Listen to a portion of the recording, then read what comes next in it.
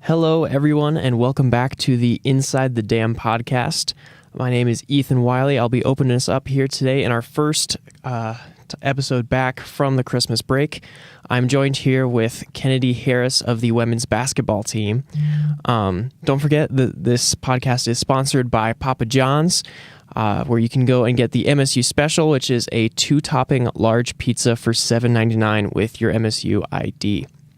Like I said, I'm here with Kennedy Harris. We will also be joined with guests from the men's wrestling team and the women's hockey team. So don't go anywhere. We've got a great show lined up for tonight.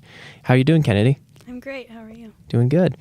So coming off of a couple big wins for the women's team, you've had 2 great games in a row.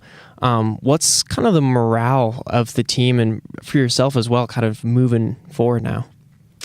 Well, this weekend I know we were down 3 starters, so that was a big adjustment for us, and Coach kept saying, next one up. So I think all of us took that as more of an opportunity to get playing time and show what we can do on that court, and I think a lot of us fortunately did it at the same time. Yeah, that's awesome.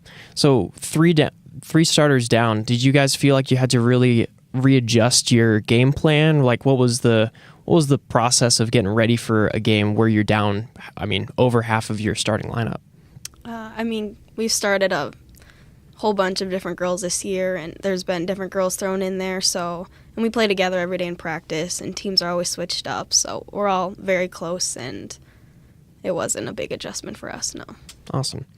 So both games were also pretty close, both kind of fourth quarter rallies. What's it like being kind of in that environment? What kind of things was Coach telling you guys, just trying to keep you, keep your heads in the right space, trying to move forward? What was that kind of like? Yeah, Coach just said, keep playing your game. Like, we go through these situations every day in practice. We know what to do. It's just a matter of us not getting nervous and just playing our game. And it helped that it was on our home floor. We knew what to do. A lot of us were experienced college basketball players out there at the time, so we had been in that situation before, and we knew how to take care of it. Nice. And so, yeah, like you said, on the home court, you guys have been pretty good at home this year, struggling a little bit away, and you'll be heading away to St. Paul playing against Concordia. How are you guys preparing for that? I think coming off 2 big wins that we needed gives us a lot of confidence for road wins, and we actually got our first road win against Wayne since Coach Brent has been here, so I think that also gives us we can do this kind of thing, and we can win a road game. We're capable of doing that, and I think now that we're playing as high as we are right now, I think a lot of us know we can do it, so. Yeah, that's awesome. So kind of backtracking a little bit, looking at your past experiences, obviously you transferred from Northern State. How has it been transitioning from whatever the play style was there to moving to MSU and even having that gap year where you were, going within the conference? What's that transition been like for you? Yeah, it's been a crazy college career I've had. I started at Northern as a freshman, and the style really wasn't my kind of play. It was very slow and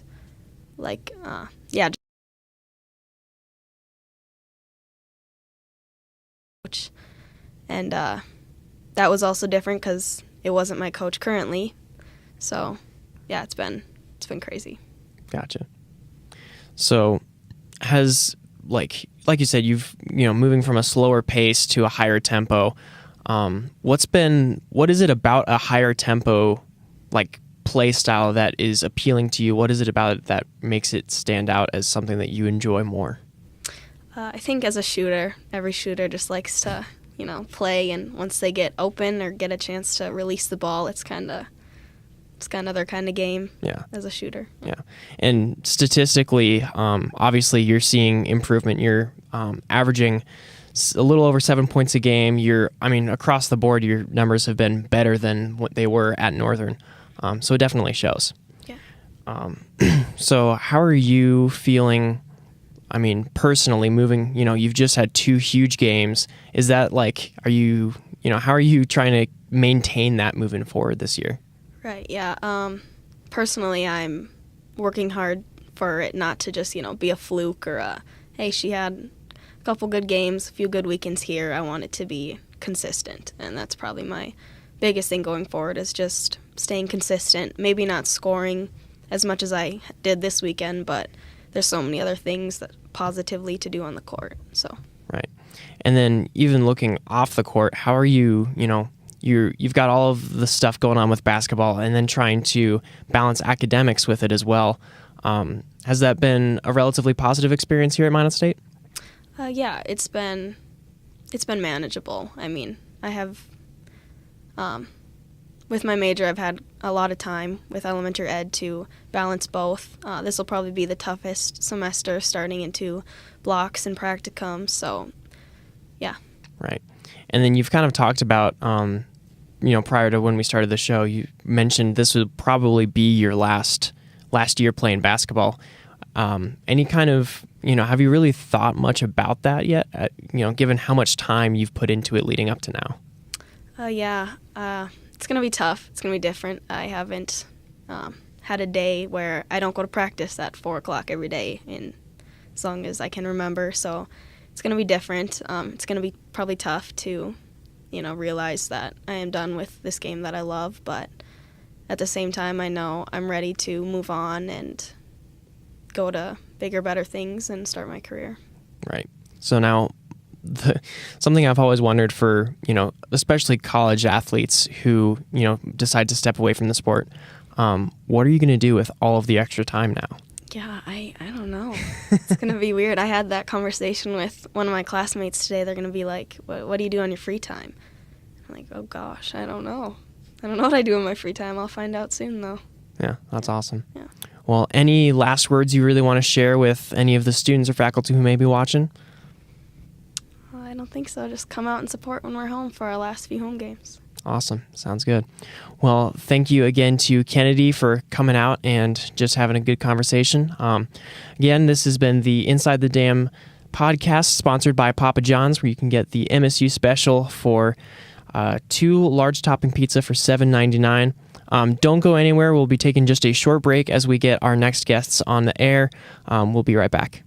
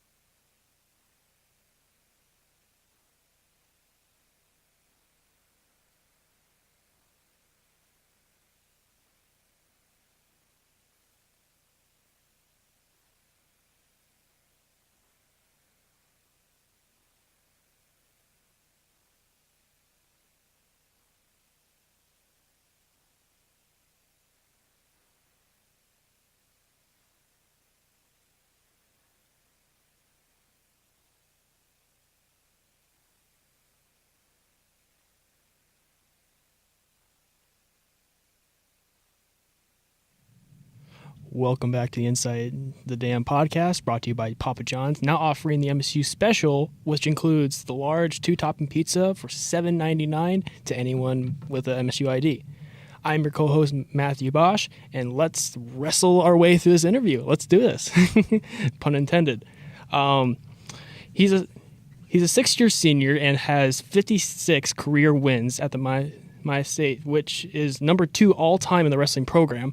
Oscar Nellis, thank you for joining me tonight. Yeah, thanks for having me. Of course. Well, first question I kind of want to talk about at Minot State University. Right. Yeah, I come from San Diego, California, so it was a gamble coming out here in Minot. I never been in the snow, never experienced anything like that. I was really nervous coming out here freshman year. And then once I got here, man, the community was so nice to me. I met a lot of close friends in the wrestling and in the classroom. Teachers are great. great coaching staff, and I just felt really welcomed here.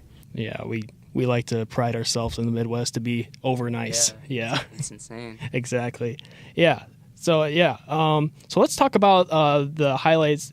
Let's highlight and about your match on Thursday and just yesterday on Sunday with the overtime against Moorhead and your UMary match on Sunday.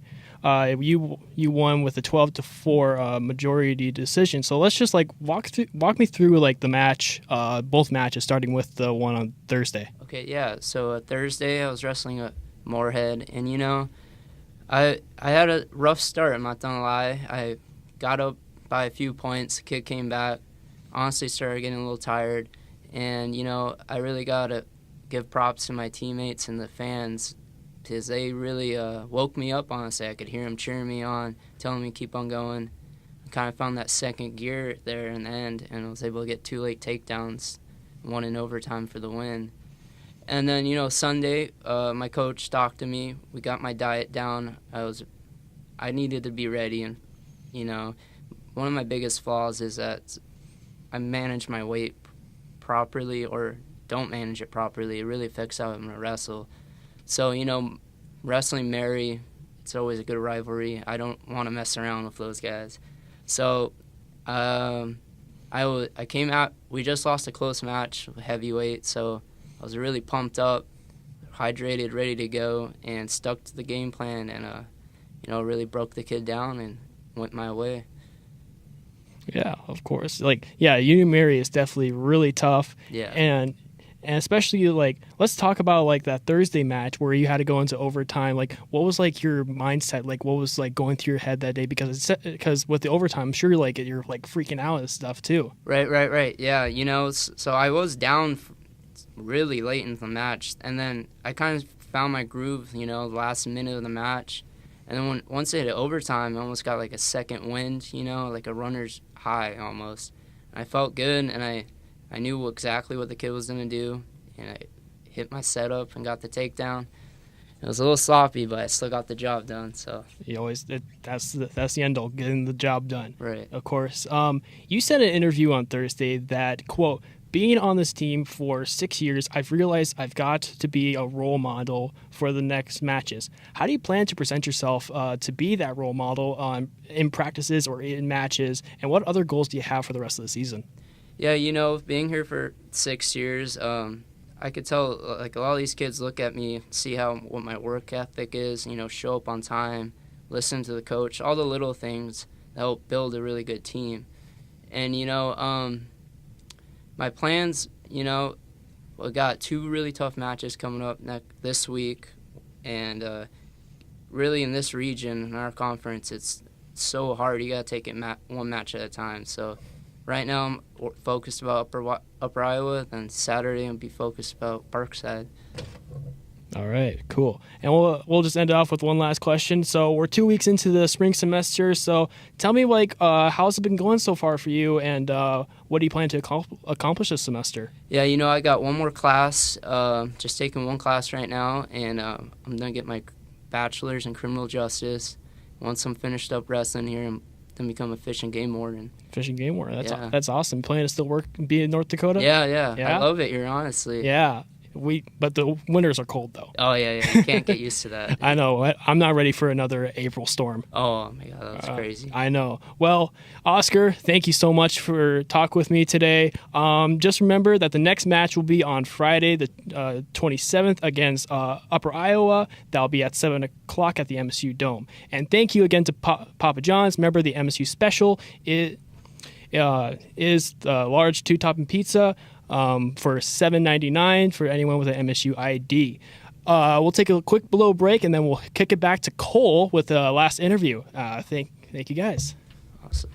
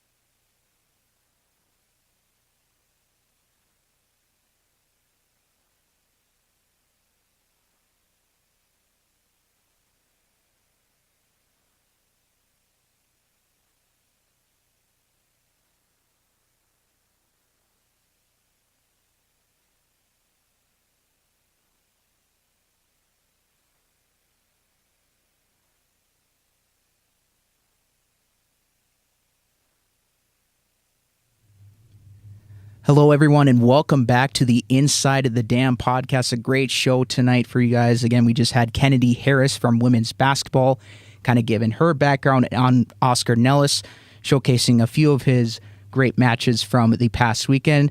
Again, we are sponsored by Papa John's. Check out their large 2-topping pizza for $7.99 if you have a valid MSU ID. Also, don't forget, on February 3rd, KMSU will be having their annual basketball series when Minot State takes on the Bemidji State Beavers. It is the Battle of the Beavers, so don't forget to check that out on Friday. Again, that is February 3rd. As promised, our last guest of the night, she is a forward on the women's hockey team, also a transfer. Give it up for Sydney Spicer of the MSU women's hockey team. Sydney, thank you for making some time tonight. Thank you for having me. Yeah, we're very happy to have you here and, just kind of talk about your early life before coming to MSU, going off to, you went to Lindenwood originally, just kind of talk about your origin going into college hockey. Yeah, for sure. So I'm Canadian, like a lot of us, but I first went to school at Lindenwood, where I enjoyed my first year, not totally the experience I wanted. So then I transferred here to Minot State, where I've been for my last 3 years. And in my senior year, sad for it to come to an end, but yeah, that's kind of how I ended up here. So. Yeah, and you've had a great impact on, and not only on, but off the ice as well. But before we get into that, just talk about, is there kind of sort of a culture shift, going from Canada to the U.S.? Is there anything that was kind of sort of different that you experienced off the jump at Lindenwood? Definitely a few different things, even from food to just the general culture. But living here in Minot, I find it very similar to Canada, whereas Lindenwood was definitely a little different, living in St. Louis, bigger American city. So that was a little different, but I find it pretty similar here in Minot, especially with most of my team being Canadian, so that kind of keeps the Canadian culture alive. That's really cool. And is there also kind of a more calming, assumption that you're close to the border, you're close to your hometown? Just kind of talk on that a little bit. Yeah, definitely. I'm a lot closer here than I was at Lindenwood, but also I have lots of family in Winnipeg, so that's definitely comforting as well. And then just like I talked, a lot of girls are from close areas, close to Minot, back home, so it's nice just having all those different places that I can call home, and if I need an escape, it's not far to go. Yeah, so you mentioned you're from Canada. Do you have a favorite? Do you follow the NHL? Do you have a favorite team or favorite players? Just kind of talk a little bit about that if you do. Yeah, so growing up in Calgary my whole life, I'd have to cheer for the Calgary Flames. Not bad. They're a pretty good team. Any players that are in mind, that come to mind? Used to be Goudreau until he left, but no one particularly right now. Yeah, that had to have been a tough scene, but he is most certainly a good player, and so is Calgary as well. They're going to be... Look out for them in years to come. They're a pretty solid group, I must say. But moving on from that, just talk about life on campus. What is it like being in the classroom? Do you have a specific major? What do you do? What do you like to do going on around, walking around campus here? Yeah, so since I was a transfer, I never really lived in the dorm or had the dorm life, but I'm currently in exercise science, so I spend actually a lot of my time in Swain, and also being an athlete, but women's hockey, we spend more of our time at Mesa Arena, so that's kind of I consider it a bit of our campus, but just being involved with campus, going to MSU life activities, just different kind of things like that just help involve and feel a part of the campus life. Yep, and here we are in Swain right now. So, yeah, and it must be a cool scene for sure. And just talking any sort of role models with professors or teammates or even coaches. I know you play for Coach Miner. What has he been like? What are some things that you have viewed positively from some role models that have been a positive impact for your life? Definitely going back to Coach Miner, he He's a fun guy. He's caring. He cares about our academics. He cares, obviously, about the sport a lot and our success. So having him as a support system is super nice to have, and he's very welcoming, so he's quite easy to go to. And then touching on professors, with being on the road quite often, we miss lots of schools. So most of the professors here are just very accommodating and understanding of the school that we have to miss, and are willing to help us through it and make sure we're still achieving in the classroom when we can't be there. So Let's talk about some of the on-ice accolades. So you have a career high in 10 goals, I believe, 4th on the team in points. You know, how good do you feel at this part of the season? And, going on, it's going to be a pretty big stretch run, going straight into nationals pretty soon here in the next month or so. Just talk about the stretch run and how you've been feeling so far this season. yeah, definitely. I'd say this season I'm feeling my best I have in the last couple of years, which is a nice way to end off the season. But talking on the rest of our season, we have some big games coming up. So it's just exciting. It's a fun opportunity to be able to be playing these top 3 teams, especially with Liberty this weekend. And I think the biggest thing is just gaining the confidence and proving to ourselves that we are a top team and we can compete and get the job done and bring some wins home this weekend. And then also just building that confidence going into our conference tournament and nationals. So I think it's just fun knowing, fun but sad knowing it's come to an end, but fun to get the job done with these group of girls we have. Yeah, we're very fortunate to have you here in Minot. And you mentioned Liberty. That is a very tall task. They've been a juggernaut for a couple years now, and they just had a long winning streak, just ended against McKendree. You know, what's kind of the mindset going around the group as we talk right now? I think that McKendree, it kind of almost helped us in a way, realize that yeah, they're great, but there are teams, they are beatable, and that we have the opportunity to beat them and that we can keep up with them. So I think it's just, that was definitely a shift in our mentality, knowing that they are beatable and we can bring them a good game. And if we bring our A game, then we'll be just fine this weekend. And we wish you guys all the best of luck there against the Flames. You guys just got done with a weekend series, a home-and-home against the Bottineau Lady Jacks. Just kind of talk about your performance, the team's performance, and playing in a nice little barn that Bottineau has. Just talk about that for a little bit. Yeah, definitely. Playing from the Mesa to Bottineau was definitely a little different, a little colder as well, but it wasn't too cold, which was nice. But just different ices. It's a good change.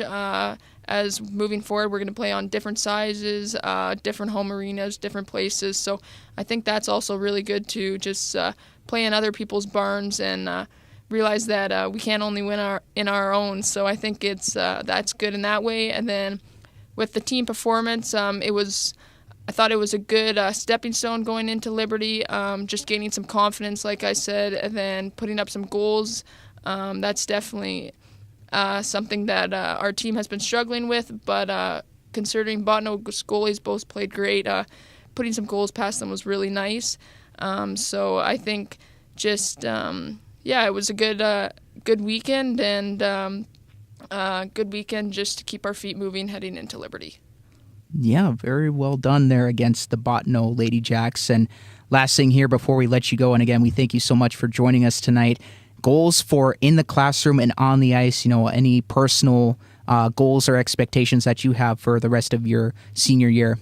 Definitely academics. I prioritize that. So just keeping my GPA up, keeping my straight A's that I've had the past couple of years. So nice. I think that's the biggest thing. And then also just with it being my senior year, it's just trying to enjoy it and no specific goals. Obviously win a national title as we all want to, so that's definitely a common goal within the team, but I think it's just trying to enjoy it and trying to take it all in, because soon it does come to an end, and soon it's all over. So I think it's that's the biggest goal, is just enjoying it and getting the most out of it. Yep, well, we are definitely rooting for you and for the rest of the MSU Beavers squad there. Again, that was Sydney Spicer, forward on the MSU Women's Hockey Club. Sydney, thank you so much again for being with us. Thank you so much for having me. Yeah, we appreciate it. And there you have it, folks. This has been the Inside the Dam podcast, episode 8, the first one back after the Christmas break. We want to thank you guys for tuning in. To those that watched, again, be sure to check out our sponsor, Papa John's, with offering a large 2-topping pizza for $7.99 with a valid MSU ID. It's not just students, it is also for professors or any other faculty involved as well. Again, we want to thank all of our guests that joined us today: Kennedy Harris from women's basketball, Oscar Nellis from men's wrestling, and most recently, Sydney Spicer from women's hockey. That'll do it for this episode of the Inside the Dam podcast. We'll be back next week for more. Thank you guys for tuning in, and we will be back next week.